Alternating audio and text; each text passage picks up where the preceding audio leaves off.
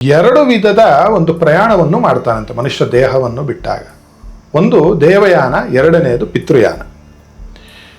ದೇವಯಾನ ಅಂತಕ್ಕಂತಹದ್ದಲ್ಲಿ ಹೋಗಬೇಕು ಅಂದರೆ ಏನು ಮಾಡ್ತಾರೆ, ಅವನಿಗೆ ದೇವತೆಗಳು ಸಿಕ್ಕಿಬಿಡ್ತಾರೆ. ಅವನು ಶರೀರವನ್ನು ಬಿಟ್ಟ ನಂತರ ಮೋಕ್ಷವೂ ಸಿಗುತ್ತೆ. ಪಿತೃಯಾನದಲ್ಲಿ ಯಾರಾದರೂ ಹೋದರೆ ಏನಾಗುತ್ತೆ ಅಂತಂದರೆ ಅವನು ಮತ್ತೆ ಮತ್ತೆ ಹುಟ್ಟಿ ಬರಬೇಕಾಗತ್ತೆ. ಆದಿಶಂಕರ ಪೂಜ್ಯ ಭಗವತ್ಪಾದಾಚಾರ್ಯರು ಹೇಳಿದಂತೆ ಪುನರಪಿ ಜನನಂ ಪುನರಪಿ ಮರಣಂ ಪುನರಪಿ ಜನನಿ ಜಠರೇ ಶಯನಂ. ಅವನಿಗೆ ಸದ್ಗತಿ ಅಂತಕ್ಕಂತಹದ್ದು ದೊರಕಲಿಕ್ಕೆ ಕಷ್ಟ ಆದೀತು. ಅದು ದಕ್ಷಿಣ ಮಾರ್ಗದಲ್ಲಿ ಹೋಗುವುದಕ್ಕೆ, ಏನು ಬಲಭಾಗದಲ್ಲಿ ಪ್ರಾಣವನ್ನು ಬಿಡುವುದಕ್ಕೆ ಪ್ರದಕ್ಷಿಣೆ ಅಂತ ಹೆಸರು. ಯಾರು ದೇವರಿಗೆ ಈ ರೀತಿಯಾದ ಪ್ರದಕ್ಷಿಣೆಯನ್ನು ಮಾಡ್ತಾನೇ ಇರ್ತಾರೋ ವಿಶ್ವಾಸದಿಂದಲೂ ಶ್ರದ್ಧೆಯಿಂದಲೂ ಭಕ್ತಿಯಿಂದಲೂ, ಅಂತಹವನು ದೇಹ ಪಾತಾನಂತರದಲ್ಲಿ ಏನಾಗುತ್ತೆ, ಅವನು ದೇವಯಾನವನ್ನು ಹೊಂದಿ ಮುಕ್ತಿಯನ್ನು ಹೊಂದತಕ್ಕಂತಹ ಸಾಧ್ಯತೆಗಳು ಅವನಿಗೆ ಹೆಚ್ಚು.